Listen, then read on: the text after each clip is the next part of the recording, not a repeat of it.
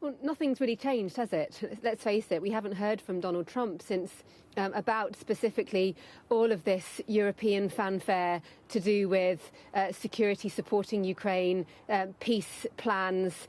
Nothing really works unless Donald Trump says yes. If Donald Trump does not back what Keir Starmer and Emmanuel Macron are proposing, then the European peace plan looks pretty feeble, given that the European militaries rely so heavily on America's far more powerful armed forces.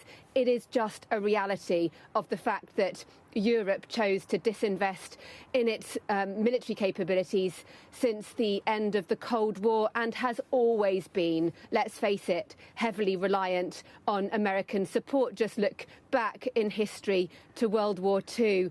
Unfortunately, if the Allies remain divided, then the proposal that they can give to Ukraine doesn't look very good. However, of course, there are positives in that you are finally seeing the Europeans in this unified, urgent stance, a stance that, frankly, they should have adopted from the 24th of February 2022. Instead, since that moment, yes, there has been, of course, a lot of military support to Ukraine, but no serious focus on their own armed forces, no real focus. Look at the UK not trying to spend the money required to refill stockpiles that had been depleted with support to Ukraine. So now, when you have the Prime Minister standing on the world stage saying that he is going to contribute troops and jets to this coalition of the willing, people inside the military are asking, what troops, what jets? Haven't you had a look at the actual